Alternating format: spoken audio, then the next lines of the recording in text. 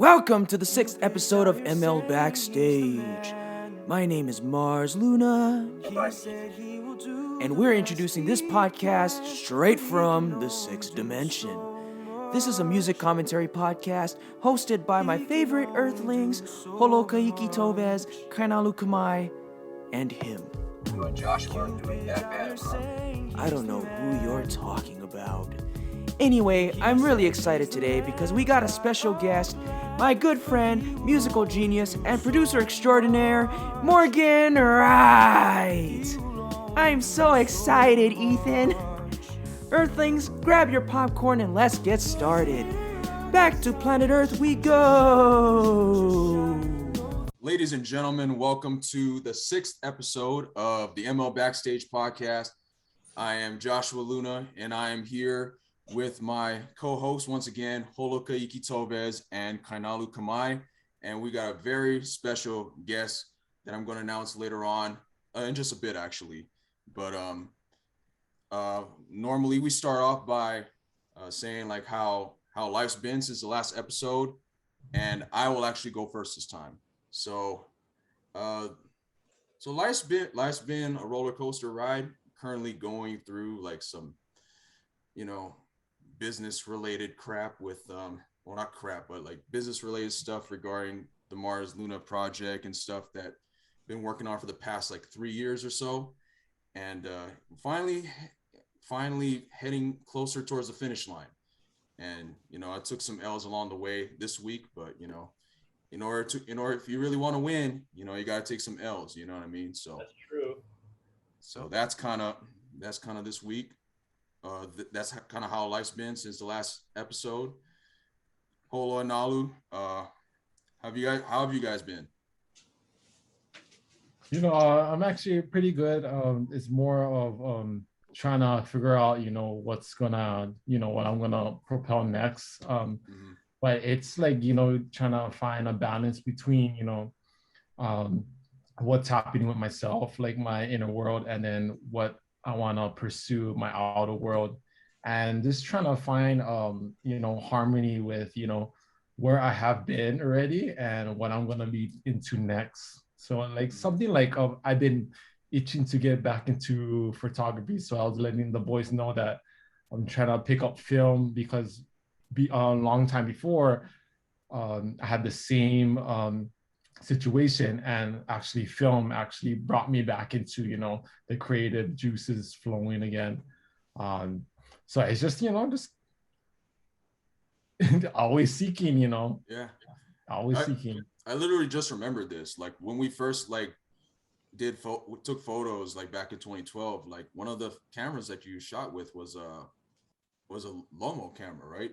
Yeah. I literally just remembered that. So that's cool. It's cool that you're getting back into it again.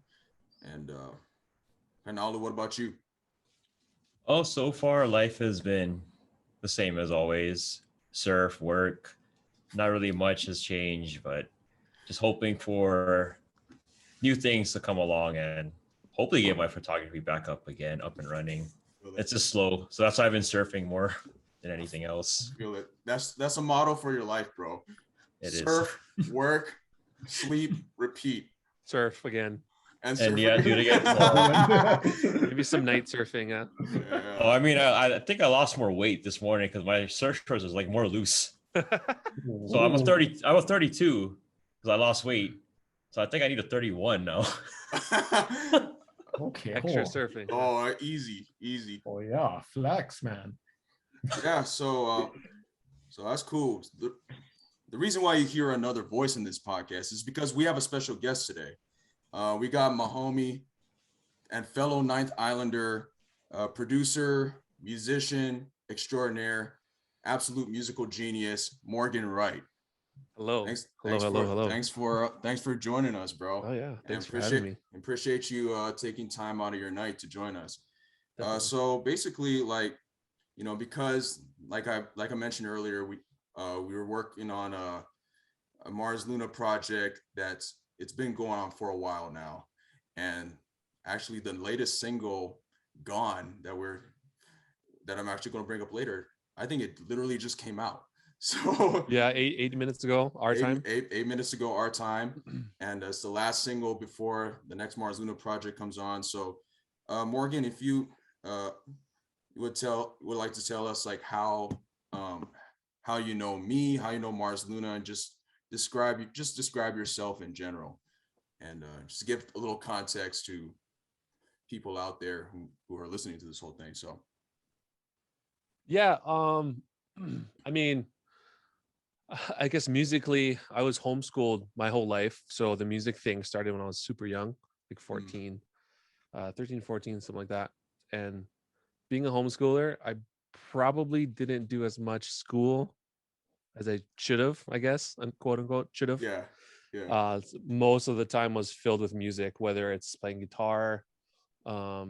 When I was about that age, I had just gotten a drum set from a family friend. So just playing drums, playing guitar. I picked up piano eventually, which is where I learned a lot of music theory stuff. I took lessons for about a year, and that kind of opened my world.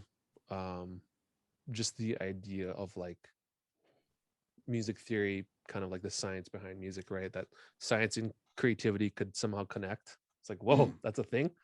That's where that happened. And then it was just I would just always come back to music throughout the years. And then when we met, Kollaboration, which we'll get to, of course. I was literally about to segue into that next, but I'll let you finish though. No, just that was where we met. Kollaboration.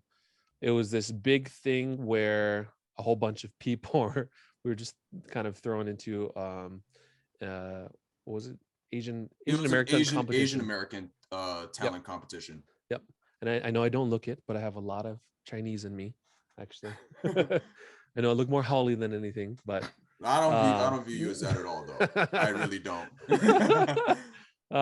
But yeah, that was kind of where we all met, and you were one of those guys, dude. I remember is like the black horse, like the silent killer kind of guy in the background. Like but there's something about that dude. Yeah, exactly.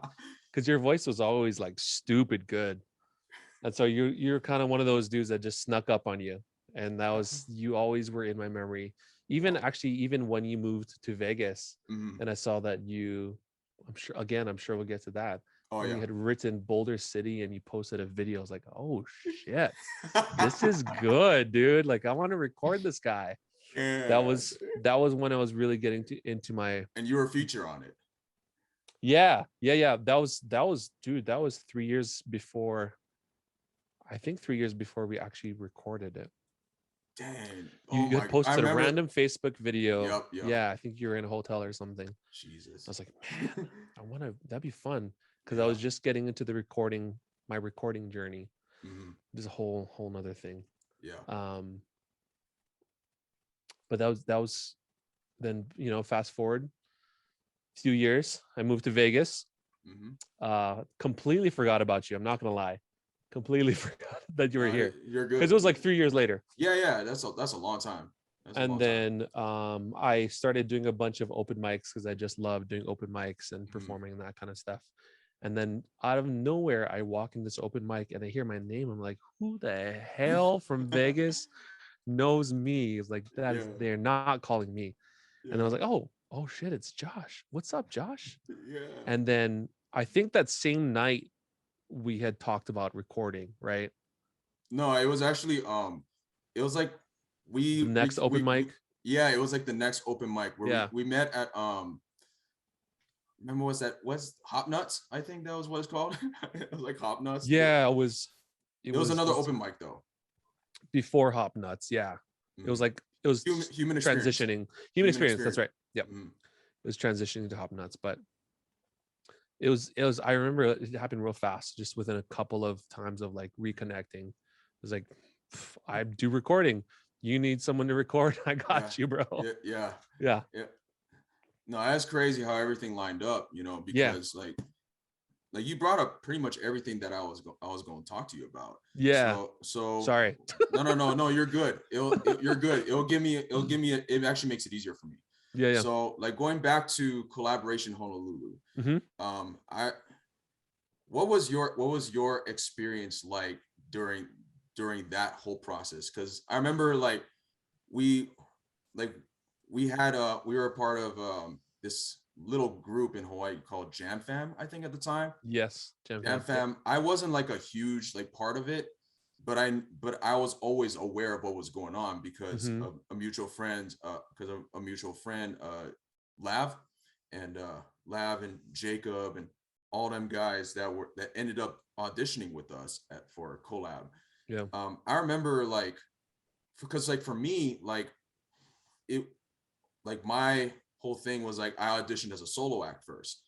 And then like, because we had a little too many solo acts that were going on that were too similar, like I was grouped up with several with our mutual friends, Kelsey and Jay. Yep. And we practiced, you know, we did what we had to do performance wise, and I think we made the most out of what we could out of that day. Yeah. And I'll always remember like the little like friendly competition, rivalry that we had with your band at the time, Reincarnation.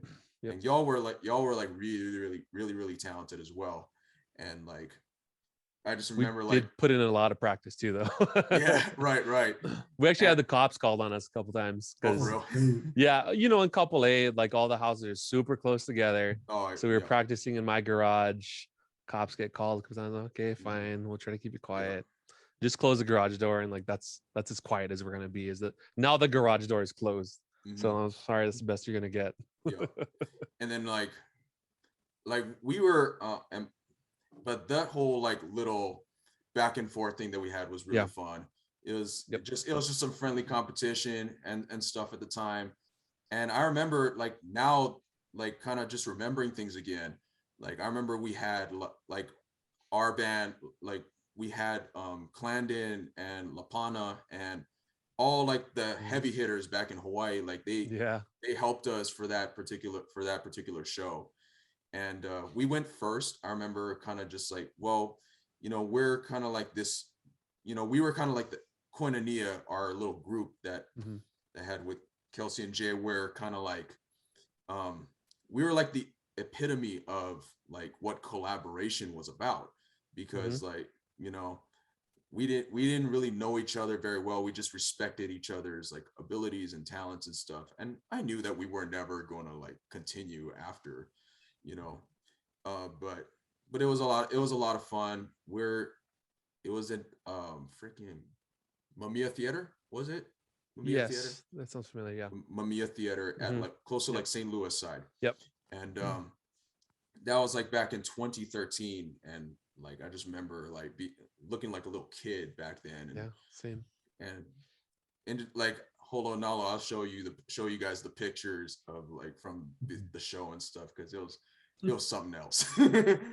I also remember Morgan, we did a music video too for that. We filmed at Kaka'ako, and we did like a little medley of Where's the Love, Man in the Mirror. Where's Love, Man in the Mirror.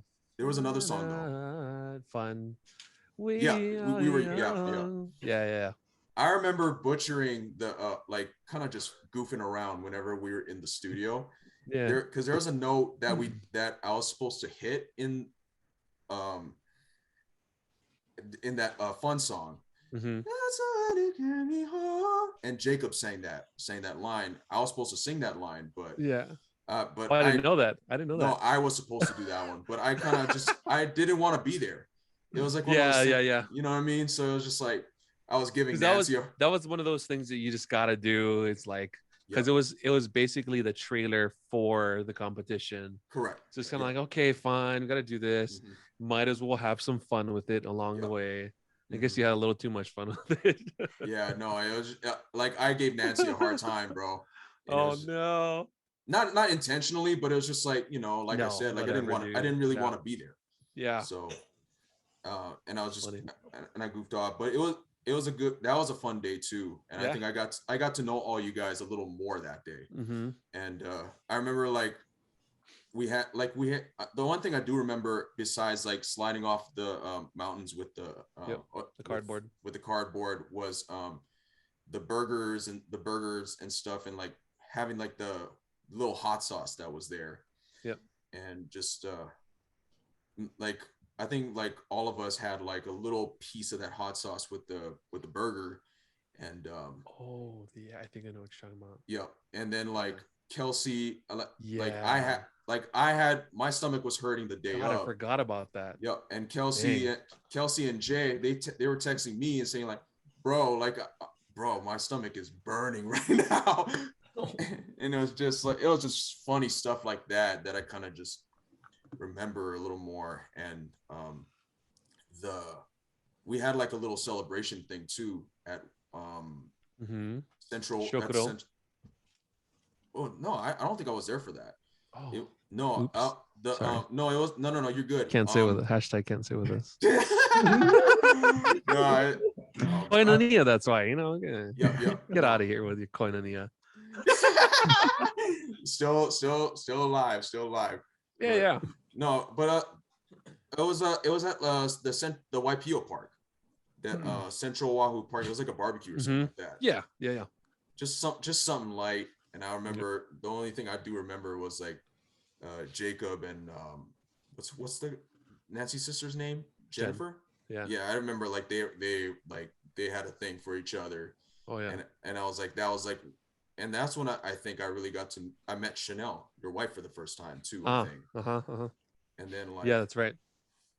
And then just having like, just having one last get together before, just to kind of celebrate everything that we did. And that was cool. So after collaboration happened, I remember seeing YouTube videos of you, Nancy, and all those guys doing like a few short films together. So if you want to elaborate on those things, like how did those things transpire? How was that experience like for you? It was good. It was definitely fun. I learned a lot. We were trying to just kind of start, because that was like when YouTube was really, really popping off, like it was kind of at the point where if you have something, then you'll probably make it, because it was like niches were kind of popping up left and right. And it's kind of like, again, if you just found something new, I guess. And she was really into the shorts at the time. I was really, she was into like YouTube shorts. JK Films was one of her biggest influences, I would say. And I was more into like short film and just kind of trying to make the most of that, which, mind you, like I was not into video at the time, or I was always more into storytelling. Right. Because that was kind of also where my songs come from too. It's always from a basis of storytelling. Same. Yeah. So that, for me, that was where that started. And then we were just doing a bunch of projects from there. I think one of the ones that we tried to enter in a competition, we called it Iceberg. The idea of iceberg being, there's more beneath the surface than what you see. That was cool. We didn't get anywhere with it. It was a lot of fun to do though. It didn't last as long as I wish it could have, I guess. We just grew apart, but honestly, dude, I think it was one of those things I just wasn't ready for it. So it was good to learn from it and move on from it, if that makes sense. No, that makes perfect sense. Yeah. It just came at the wrong time Came at the wrong time. Yeah. Although maybe not, you have fun doing it. So yeah. That's exactly. That's really what matters. And like I said, I learned a lot. So maybe it came at the right time. Who knows, Right. Yeah, for sure. And then because you did those short films in like 2014 or so, like 2014, 15. It's shortly after collaboration. Yeah. I would say that whole next year, we were really trying to make something work with it.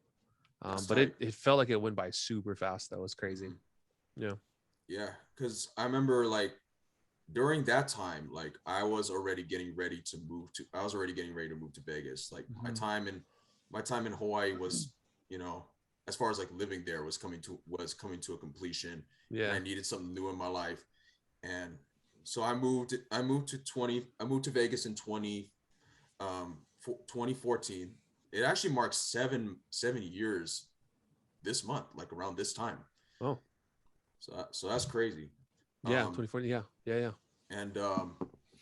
And you moved to Vegas like maybe a year or two after I did. 2016, February 2016. February 2016. So Yep.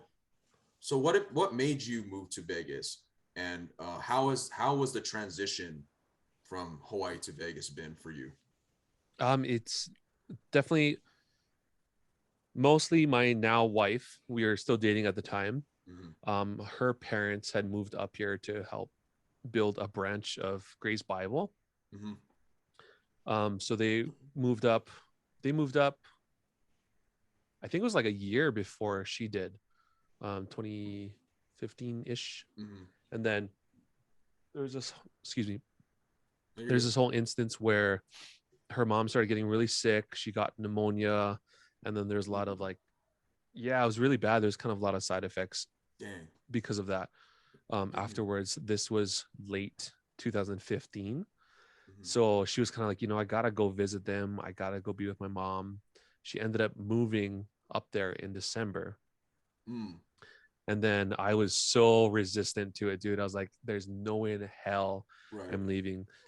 Right. And that was also at the time where I felt like I was in my prime, quote unquote, prime in Hawaii. That was when me and Derek Parker were doing a lot of gigs and a lot of open mics and a lot of our duo stuff. Shout out to Parker.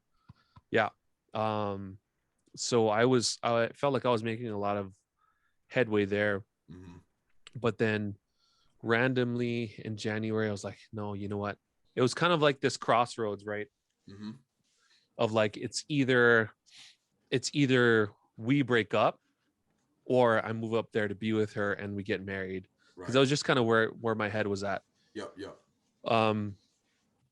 So I was like, I called her in January. I was like, if I move up there, we're going to get married. And she was like, okay, yeah, let's do it. I was like, okay, yeah, let's do it. And then they planned everything for like the next, was it February? No, it was more like, no, I got there in April. I'm sorry. It was April. Mm-hmm. So from there, she had started planning everything, her and her mom, figuring out everything for like the next 3 months, super fast. Next thing you know, I move up there like April 13th or something like that. Okay. And then literally 2 weeks later, we actually got married. I love that. Yeah, and that was the whole move. Yeah. It was one of those things where it's like, we're at a crossroads, man. Either we're gonna keep going or like this ends, and we just kept going. It's one of those things where you got like that was like a real grown-up decision. Oh yeah, like, big time. Like grown up decision. Because not just the married part, moving away from my entire family, because my whole family's back home. Mm-hmm. Not just my immediate family, all of my relatives, aunties, uncles, grandma, grandpa, everybody. So she had, of course, her parents, her whole family was here, her immediate family. That was about it. But even now, they're actually back home. So we're here alone, without the Hawaii family. Right. But we wouldn't have it any other way right now.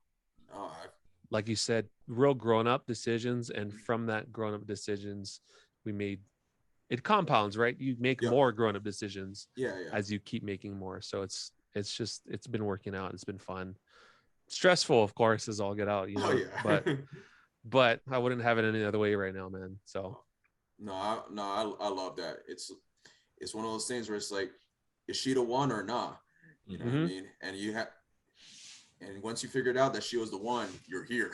Yep. That's basically what happened.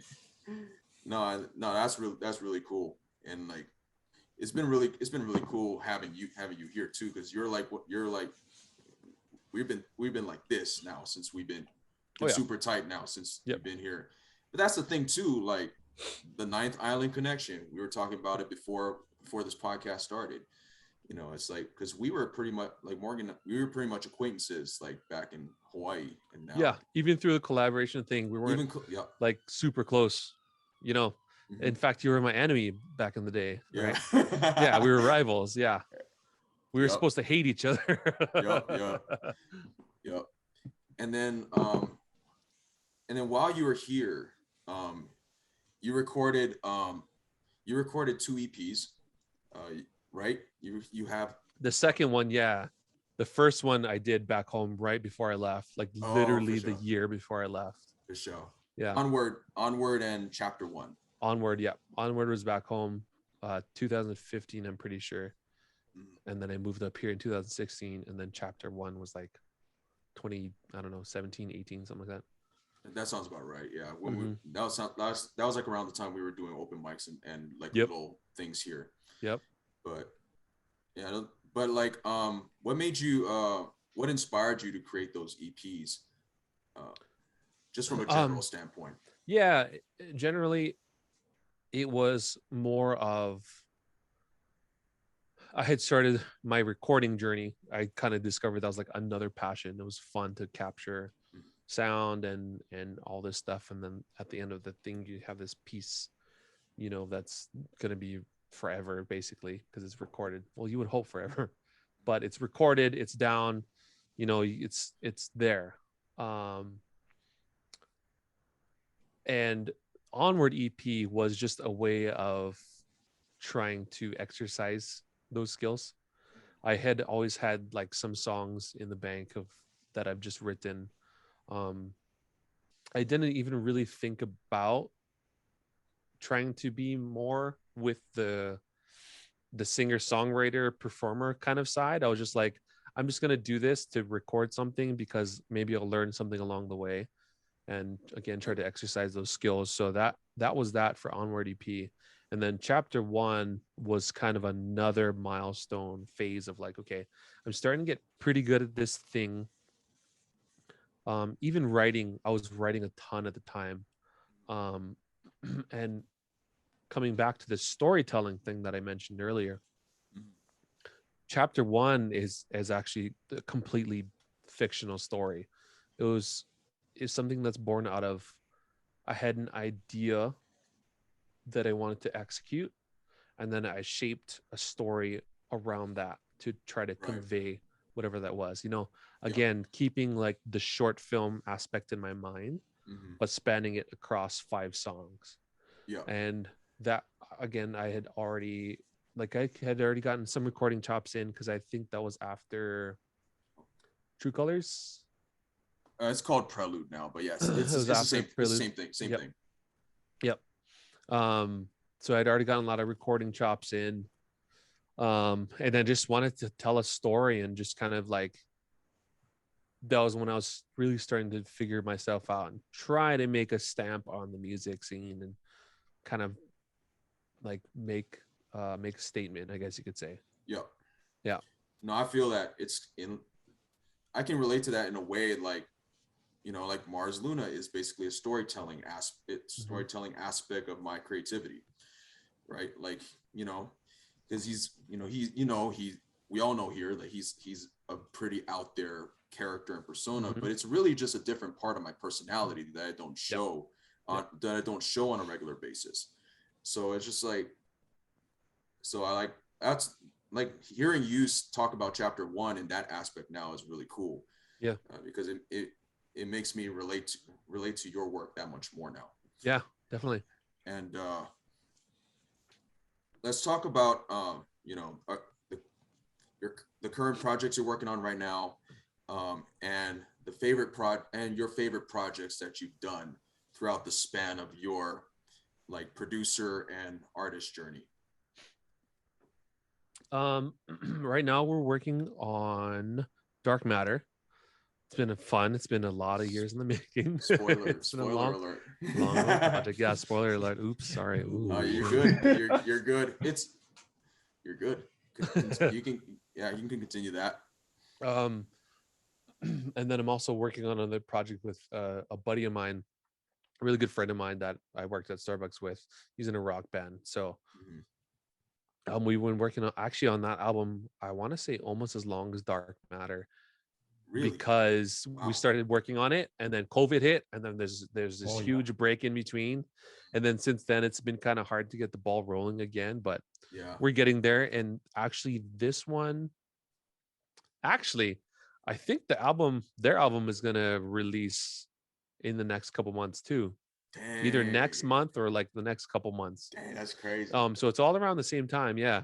Wow, bro. What's been fun about that project is it's super up my alley. Like Yeah. in my musical journey I've gone through phases of like jazz and then Jason Mraz and acoustic stuff but I grew up with like Blink-182 and Incubus. So there's always been this dichotomy, of the two. There's like acoustic-y cool stuff. And then there's like the hard, like you're rocking out kind of stuff. Yeah. And I realized I loved rocking out and I love that kind of music. So that's what's been fun with this band. Is they're definitely more rock forward and delving into like maybe a little bit of hardcore stuff. The drummer's a beast, so like there's a lot of like I've heard some of this stuff. It's fun. It's fun. Yeah, it's fun. I love doing that kind of stuff, so I've been delving into that a lot more, and it's been a lot of fun.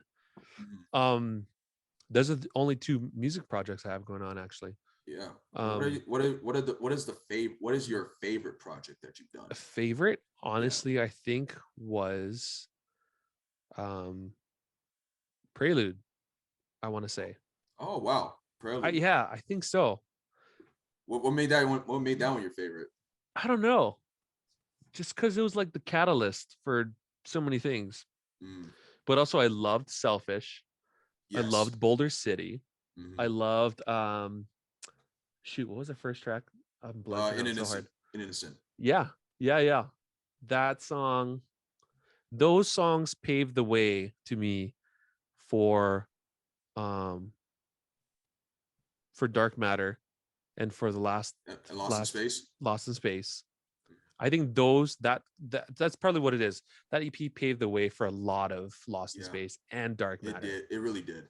So it's like if we wouldn't have these, if we didn't have that, Yeah, no, that makes a lot of sense. And it's supposed to be that way. Yeah, of course. And like we were talking about, like storytelling aspects. Yeah. Like, like because it's all, all of Mars Luna's discography is meant to be connected to each other. So like even those. Go ahead. Sorry, I think of In an Instant and I think of Didn't Know, right? Yeah. And right. Even no, I don't want to. This is a spoiler. I don't even know what song you're talking about. Track 1 of Dark Matter. Got it. Yeah. Okay, I know what you're talking about. I feel like that's a little bit of just that the whole build up thing. Yeah. Because that's directly tied to that's like a right after Lost in Space. It's meant to be that. Yeah. So it's I don't know. I think that was the most fun because also that was a really big discovery point for the both of us too. Yeah. And being in that space of like you're just creating, you don't know what the hell is going on, but you're gonna keep doing it and figure it out. Yeah. And just make something happen. Yeah. No, and it takes it back to like a point of like innocence too. Like yes, exactly. You're creating because you enjoy it, not because it's something that you feel like you have to do. Yep. And that's what I talk about. That's what I tell like these guys all the time. Like the first couple episodes we talked about, like, one of the things I want to do is like create for fun again, because it's going to be like, we're going to talk about Dark Matter a little later and like give a glimpse of like how I honestly feel about it. But like, it's kind of like, but yeah, I think like now that you brought that up, like maybe I'll ask you questions about that later then. You can like this is an open forum, so yeah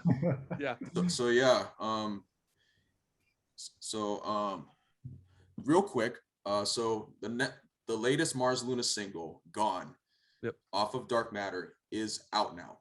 It's been out for officially 30 minutes, and all of y'all heard it early. What do y'all think of the song? Honestly, I'll let you guys go. I've heard it 1,000 times in the last. I know. I'll go first. So I know Tom, the other producer on this project. Shout out to Tom. He killed it on this whole thing. He loved it because he said this was the most fun song that he worked on. Gone was like one of those songs that was like that led to Morgan, you and I having the conversation that we needed somebody else to help Yes. on this. Yep. That was the song specifically. Yep. And Tom flipped that thing. Like it was like basically a piano scratch track. Yep. That we started with, and he flipped that within like as soon as he heard it, basically. Yeah. And he it's basically, the sad summer bop of the summer. But honestly, within the context of the album, it's not even in my top 6. And that's not a bad thing. It just means that the album to me is stacked. Yeah. And it's like it's a song that it reminds you of summer.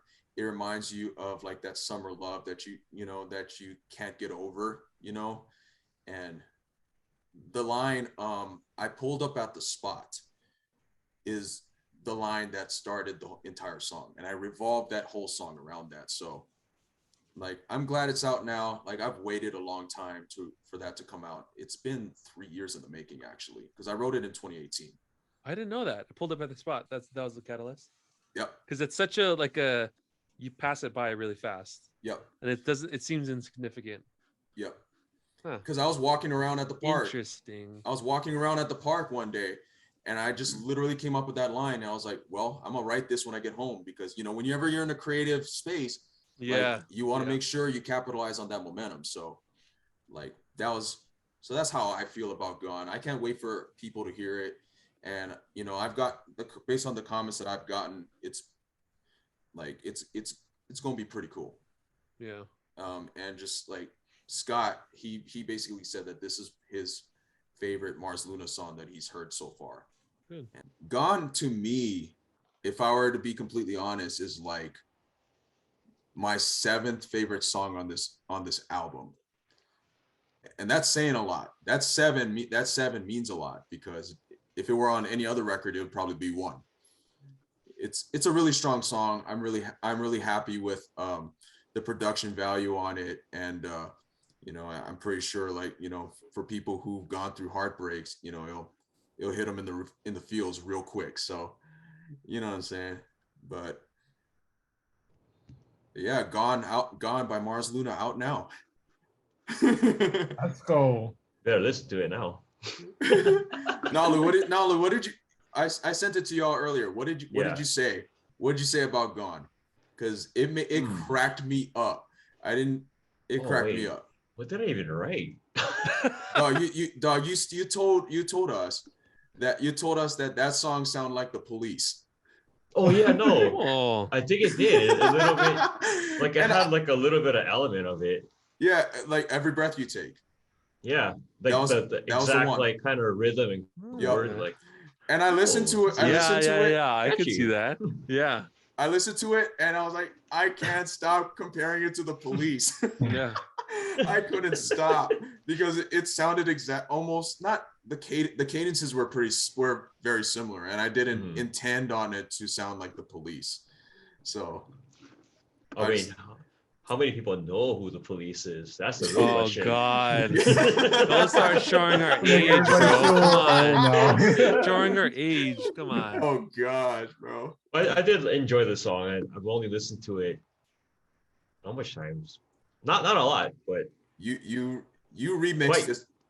Yeah. So the reason why I like this song, because I did an EDM remix when you first came out with it, which was a rough draft, and I was like, oh, maybe mess around with this. And then I remember I showed it to you, and I listened back to it like, oh, this is fun, and kind of like this could be a future remix one day. And then now hearing the actual version, I'm like, oh, I should go back and remix this and see what I could do now. It probably sound way more better than what we did. Like, for sure, because that remix was a SoundCloud version. It was so hard to like make everything. That says like, a lot. Yeah. That says a lot. So that's funny.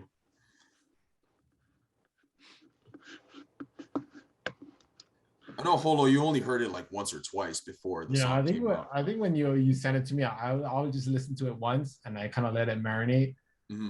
But I listened to it a couple times since you guys dropped it. I just listened to just a few times, and then the first thing that popped up, I noticed that when it comes to like new music, Yeah. I kind of listen to the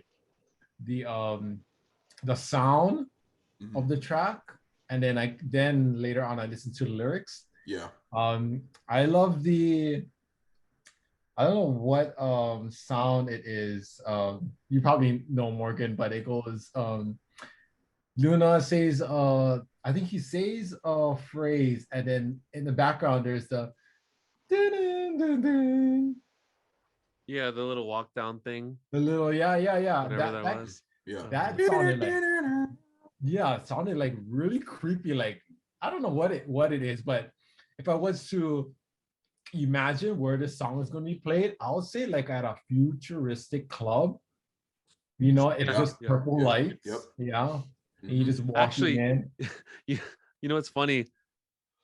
That sound specifically, yes, it reminds me of a futuristic club, but it reminds me of a futuristic club that like old movies used to think what the future should look like. If that makes sense. Right. You know what I mean? Uh-huh. It's like if Back to the Future were to play 2021, they think that's what something might look like. Yeah. But now we're here in COVID and they had no fucking clue. It's like we're not at flying cars yet. I'm sorry. No. We have this sound instead. But yeah.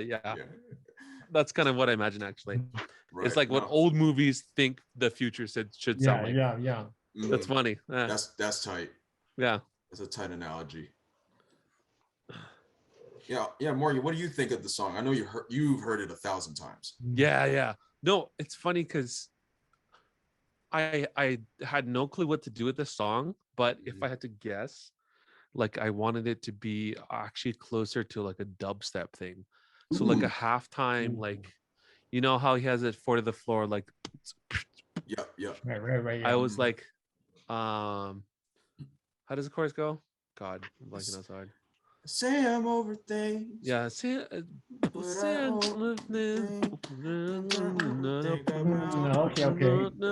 So more like epic, like huge, like anthemic. Yeah. And with all these kinds of synth things, a lot like what he has now, but I think just more in halftime. Right. But more of like more of a headbanger instead of a groover, if that makes sense. Yeah. Yeah. A little more Skrillex breakdown. If I had to pick. Okay. It goes right along the lines of what Kainalu was thinking with the EDM. Yeah. Because I envisioned something like that too, like with the kind of EDM type. Because I did mention it to Tom, like it had a little bit of an EDM influence, originally because Nalu did a SoundCloud remix. But I'm trying to get my thoughts together, and then right, it's like an hour into this podcast. I don't know. Yeah, the thing fell down a little bit, so I have to like. Yeah, no, go ahead. So for those who are listening on Spotify and Apple, Kainalu is trying to fix his camera right now. But we're just getting a close up of his face. We're getting nose and eyes, and that's it. Yes. That happens. This happens every episode. Every single time. Never nothing new. No, that's right. No, that's fine. That's great. No, but yeah, Morgan and I both knew that this song needed to be bigger than what we were capable of doing. It was definitely outside of my little world of rock scope. Yeah. Because I knew it would have to involve a lot of synths, a lot of like electronic kinds of instruments and stuff like that. And I'm a drummer, dude. Like I'm a drummer and a guitarist, and that's about as far as that goes. You're a performer. Yeah. Like that's kind of and that's what we've talked about recently. Yeah. We've talked like kind of, and that actually leads to, that leads to the album, because Gone is the last single before the album comes out, and so this has been this road to dark matter has been a long and enduring road, I'll put it that way.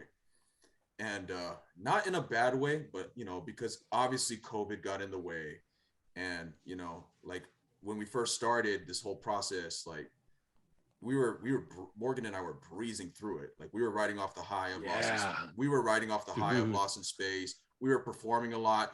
We were basically on cloud nine.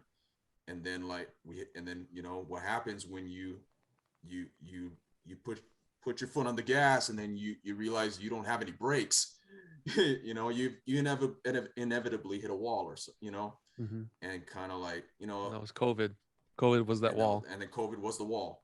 And kind of just like, you know, and a lot of growth happens in like, because since we started in 2019, like June 2019, and it'll end and this journey will come to a conclusion around November, you know, November of this year. You know what I'm saying? Like, dang, like a lot of growth happens in like 2.5 years. And like, I don't know, it's just one of those things where I can't think about it right now, but like I'll be able to completely process it with a lot more clarity once it's out, you know, from a non-emotional standpoint. Because now you can look back on it, instead of like you're in the thick of it now. Yeah. But how has that journey been like for you? Just kind of going through it together.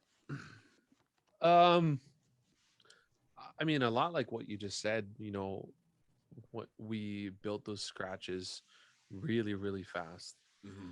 And then we even built a lot of the bare bones for the songs really, really fast. Again, with the exception being Gone, right? We talked about that. And Psychopath. Spoiler alert? I don't know. Yeah. That's a spoiler alert, but it's like a minuscule thing, so it doesn't really matter. Yeah. God, there's another song. I can't remember. That is my favorite one, by the way. Yeah. Spoiler alert for you guys. Yeah. For you guys. That's your top one? That is one. Like, like from the like I look at it and be like, I can't believe I wrote this. Yeah, dude. From a writer's from a writer's standpoint, it's like if several other things went our way with that song, it would be even elevated even more into the stratosphere. Yeah, I totally agree. Like, because songwriting and melody writing, up against the chord progressions that you had down. That's why. This is getting real nerdy, like music theory stuff, guys. That's when it gets super nerdy. Yeah, the layers. Woo. Yeah. What were we talking about? We were talking about like just reflect on the journey of that good, man, of dark matter. Yeah. How's it been for you? We had it, like you said, we had it going super, super fast. And then we knew that there was at least 3 songs that we needed to bring someone else in on. And then boom, COVID hit. And then you were in Hawaii for like what, 8 months or something like that? 5. 5? Oh, it felt like 8. It felt like a year. It felt like 3 years. I don't know. It felt really long. Yeah, it was stupid long. God, it was only 5? No, because I was there from July 4th to December, like middle of December. Oh yeah. Oh, that's what it was. But until then, we didn't really go out. So like, you didn't come over, and I didn't and then so it was. I considered it a year. Yeah, almost 10 months. Yeah, let's see that. But it's funny because we had started on this journey super fast. Everything was going super fast. And then after you came back and we started to rehash some things, I feel like I learned a lot even within that small time span. Yeah. It's not that small, I guess, but at the same time, I felt like I learned a lot of stuff. So I was able we were able to kind of rehash what we had started on and then make it a little better. Yeah. So that was fun for me. And even just the aspect of, okay, now we're getting into our groove. We know what we want. We know what we do well. So how can we double down on those things, you know? And I think Villain 2 is a pretty good example of that. Yeah. As far as like the groove of the song goes. A couple of other songs that are good examples that Sorry, I don't mean to interrupt you, but yeah. But Holo, when Holo heard the Villain 2 for the first time, he said the intro reminded him of the Haunted Plantation. And it cracked me. Yeah. Good. That's what we wanted. That was exactly the vibe we were looking for too. Yeah. I was like, yes. But continue. Yeah. So it was, dude, honestly, it was an amalgamation of we've come this far. We're at the point where we kind of know what we're doing, which is a funny thing, right? Because normally I go into these kinds of things like, I don't know what I'm doing. I'm just the amateur. But like going into this, I was like, okay, we know what we're doing. We know what we want. So let's just do it, dude. Yeah.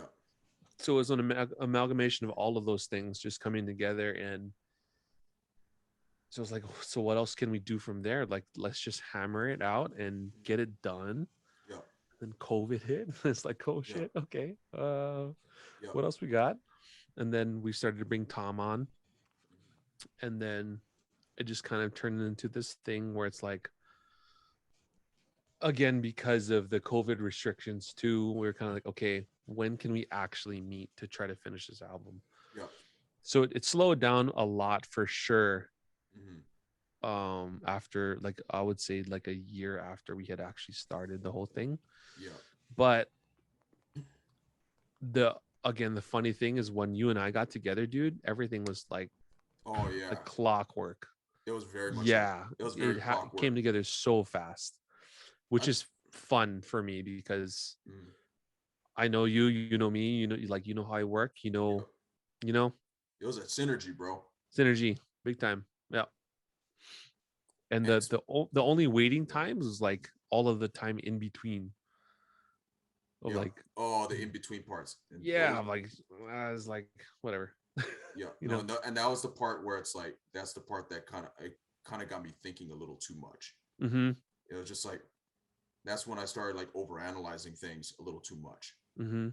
If there's anything, I'm glad you mentioned the in between time, because the in between time was the worst part of it by far. By far, I would agree.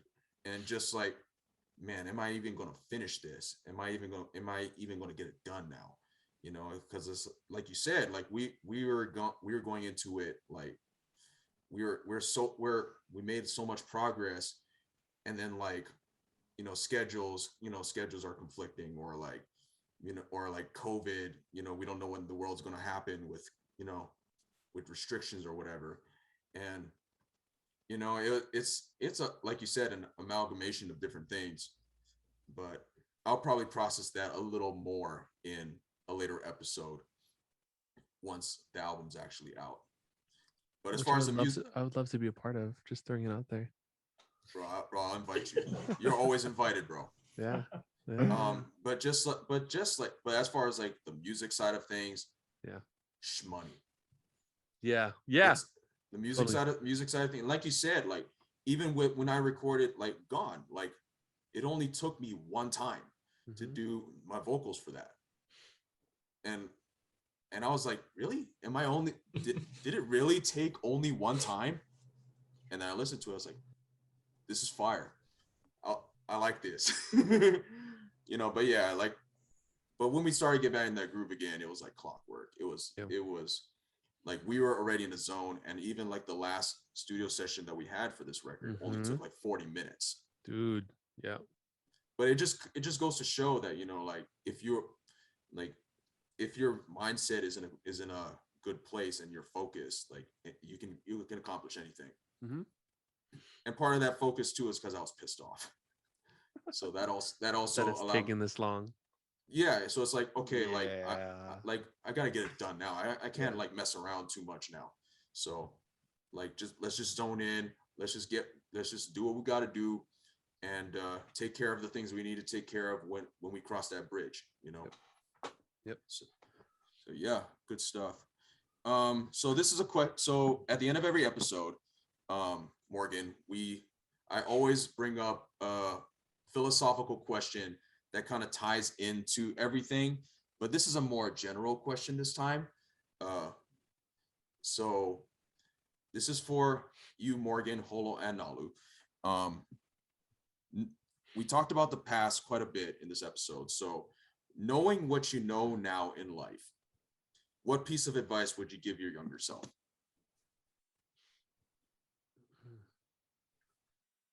I guess I'll go first. Yeah, if you want to go first, you can go ahead. Honestly, dude, it would just be put yourself out there more and make way more mistakes. Like make way more mistakes. And never be afraid to make mistakes either. Yeah.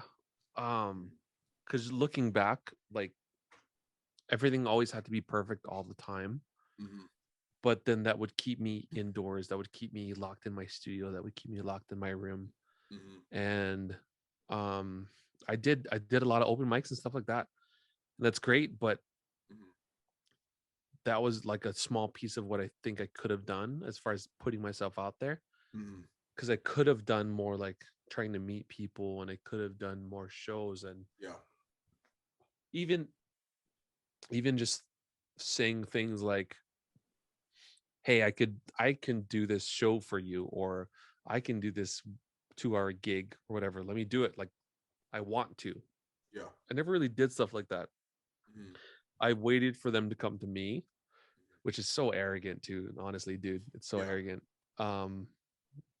But again, I was just so afraid to put myself out there, and so afraid of looking like if I made a mistake, then I'm weak. When actually it's quite the opposite.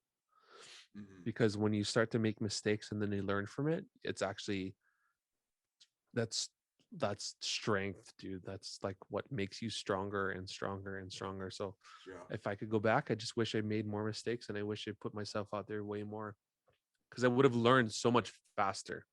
Right. Like even the recording journey thing, like I feel like it took me, started in 2015. I feel like it took me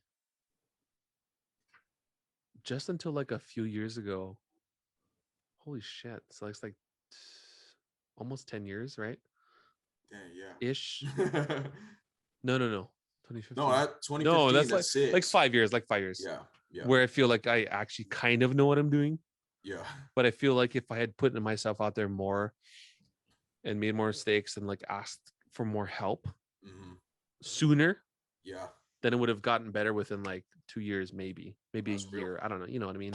Yep. But just putting yourself out there and making way more mistakes, falling forward is what they call it. Yeah. Yep. Fall forward. That's it, man. That's it. That's good. Yeah. I can really, I'm probably in that same boat too. Yeah. I think just, kind of feeding off of what you just said, like, just not doubting yourself and knowing exactly what you're capable of doing. And like, because even if you don't, just try. Yeah. And like knowing, for me, like, it's so easy to be arrogant. Yeah. It's so easy. Like, especially like now, like I'm at a point where it's like, I know what I'm capable of. Like, I got this, you know what I'm saying? Like I got it, you know what I mean? Like, but like, but like knowing what it meant to be, the difference between confidence and arrogance, right? Like, if I knew like how to channel like that confidence that, that I have now with music, I probably would have gotten farther a lot sooner, but it's just never meant to be that way. You know what I'm saying? And those are just, like you said, mistakes that you learn from. I think like what I would tell my younger self, like if I were to go back in time and meet the younger self that I knew back in high school, like just fresh out of graduation, knowing what I know now, I wouldn't give advice. I would probably ask him questions. But I think the one question that I would ask my younger self is what's it going to take to activate you? Mm-hmm. You know, because, you know, life will move forward with or without you. And time just doesn't stop going. And, you know, you either activate yourself or life will activate you. Mm-hmm. You know, because it took me you know, we talked about this in a previous episode. Morgan, I told you this, but like I started music because one of my best friends from high school passed away. And I made a promise that I was going to put out a record, and I didn't get to do it when she was alive. So that activated me to actually, you know, see what the music would lead to, you know, and just activating myself. And you don't need to ask for anybody's permission to Nope. to kind of go for it. You know what I mean? Mm-hmm. Like if you have a desire to kind of go for it, and if your motivations and your desires are not selfish, then by all means go for it. You know, because activate yourself before life activates you. Mm-hmm. So that's that could come at the wrong time sometimes. Yeah, right? exactly. Yeah, for sure. Because again, it's like, if you ask the question, it took the death of my friend to activate me. It's like, oh Yeah. shit, that sucks. Yeah. What if I had done that sooner? You know? Yeah. Yeah. But it's all. But again, it is what it is, dude. It is what it is. It is what it is. It's like you can only look back in hindsight, but Yeah. you know, you can't change the past anymore. Mm-hmm. All you can control is what you do now. What you do from there. It's going. The things you do now, the disciplines that you practice now, the habits that you develop now are what's gonna shape your future. So yeah, that's what I would say. Holo and Nalu, what about you guys? What would you tell your high school selves, knowing that all that y'all know now? And especially you, Nalu, you didn't change that much at all. No, sadly. I'm just playing. I guess I'll go. Okay. So, what advice would I give my younger self? Knowing what you know now about in life. Oh man, I probably would just say the same thing I've always would tell. Like if I were to go back into the past and meet my younger self, I would say, stay on the same path you're at and enjoy art. That's the only thing I would want to tell myself. The only reason why, because without art, I don't believe I would be anywhere where I'm at today. There's a lot of stuff happened when I stayed on that same path. And of course, everybody knows I'm still the same from high school. Yeah. But that's a whole other different personality wise, everything else. That's other stuff. But mostly the art, I believe, like focusing on trying to be the next artist was the biggest thing I had. And I stuck with it. Although it didn't happen the way I wanted to, it was still in that same general area. And I've transitioned from drawing and painting to photography, and the music side, surprisingly, still stuck with me. I was surprised, and I never let go of that. So everything that was related to art, it held on, and now I'm here today and a little bit more better than where I was. So that's the advice I would just give my younger self is stick with it. Just don't give up on it. I think that's probably true for all of us too, because we're all creatives, and we're all creatives in some way. Mm-hmm. Fire. Holo, what you got? So a piece of advice that I would give my younger self is, this basically, take it one day at a time. It's not a race, you have your whole lifetime to, create things that, people would see, people would feel, people would actually hear. And then taking that time, this to stretch out, all your creativity, all your ideas, and not feel like you are bound to, rush everything out at a certain time, or, it has to be before done you're at 30 or something like right, that. right. Yeah. Yeah. So just take it day by day. You only have 24 hours in a day.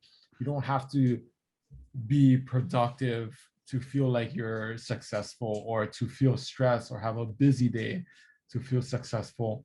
You can actually take like little increments.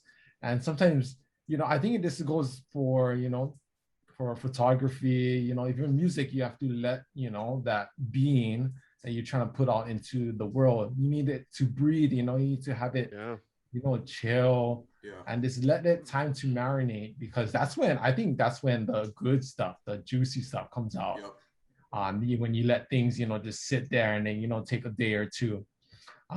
But it's just just take it day by day, and don't feel like you have to rush, because when you cannot rush greatness. Gone is out basically now. And then Dark Matter in a couple months. And from what I've heard, you guys been working on that thing forever. So I know that's greatness. Bro. Greatness is coming. I appreciate it. No, honestly, like, I'll say this, like, Dark Matter to me is like album of the year type stuff. You'll feel everything. Like, you'll get to hear like it'll be in your feels. It's storytelling, like from the first song to the last song. It encapsulates everything that's been going on in my brain the last 3 years. And you'll hear like Mars Luna's goofiness and like the dynamic between him and me. So these are all like little nuggets, you know what I'm saying? But yeah, like I loved everybody's answers. Y'all gave some really good stuff. So that's cool. So we've reached the end of the episode. Morgan, once again, we appreciate you coming on, and it's been an absolute blast having you. Yeah, thank you. And so we'll just what we do at the end of every episode is just plug whatever you need to plug with social media, websites, all that kind of stuff. So yeah, I'll start off as saying that Gone by Mars Luna is out now on Spotify and Apple Music. It's literally fresh out of the oven. It's been out for an hour now. Hour and a half. Hour and a half now. Calling me out. Hour and a half now. So like, I hope everybody enjoys the song, and stay tuned for Dark Matter updates, because it's all coming pretty soon. So and also you can follow the podcast ML Backstage on YouTube, Spotify, and Apple Podcast, and you can follow me on Instagram at Luna B Joshua. That's my personal Instagram, and the music Instagram at It's Mars Luna, and you can follow Mars Luna on Twitter and Facebook at It's Mars Luna as well, and my website at itsmarsluna.com. So yeah, me, it's just all I have right now is a Morgan Wright's music. Wrights, WRITES. So Morgan Wright's music. Yeah, Wright's music. That's kind of it. Yeah. I don't post a whole lot, unfortunately.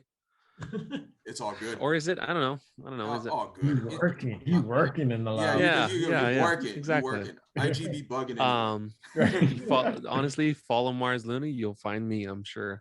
Oh yeah. So for that's sure. kind of all I got right now. Other than that, man, the best is yet to come, dude. Embrace your odyssey. For sure. Well, you guys can follow me at my website. It's holokahikitoves.co. Just come by, drop by, take a look. All right. Right. I peeped his journals and stuff too, and his portfolio. He changed everything up, so it's fire. Like I actually read some of your blog posts, and it's like, damn, this really resonates with me right now, for real. So keep posting on there. And kind of. All right, and everybody, you know where to find me at. Focus. Oh, not the blurry business card, boy. Nalu photography, right there. Not that creamy blurriness, eh? If you want to call my phone number, I'm just kidding. Okay, great. Hey, ladies, hit them up. 808-222-2222. Never mind. Oh, I remember that commercial too. That's funny. 222-2222. Yep. I gotta give him like all my other social media accounts too, but I'll do that later next time. Yeah, just follow Kainalu at Nalu Photography. Humble. He's humble. Yeah, Nice. humble. That's why. But Yeah, do it. this was a fun episode. Yeah. Thank you guys for coming in. Thank you, Morgan, once again. You're always invited. You know. Yeah. And whenever we talk about the dark matter stuff, I'll be sure to bring you on. Yeah, I'm down being like a random pop-up co-host, like coming out of nowhere, like, oh, he's back randomly. Yeah. Sure. Yeah. But all right, y'all. Hope you all have a great rest of your night, day, wherever you are, and just stream gone. That's really all I ask. So. Yep. So I'll see y'all in next month's episode where we interview the next producer of Dark Matter, Thomas Brooks, also known as Tom Bro. It's going to be a really interesting one. So yeah, stay tuned for that and be on the lookout for this episode dropping in September. So. All right. Joshua, I am starting to lose my patience. You gave out some very important spoilers, my guy. I hate Easter eggs, and I can't stand you. I thought you weren't acknowledging him. I wasn't going to until he pissed me off once again. Anyway, hope you all enjoyed this episode of the ML Backstage podcast. It was an absolute blast having Morgan in this episode. If you liked what you heard, follow us on Spotify and Anchor, and subscribe to us on Apple and YouTube at ML Backstage. You can follow me on Instagram, Twitter, and Facebook at It's Mars Luna. You can find all my music on Spotify and Apple Music and on my website at itsmarsluna.com. My latest single, Gone, is now available on all streaming platforms. Yes, it's the one you're hearing right now. Thank you all for watching and listening. Stay tuned for next month's episode as we have another special guest. Bye!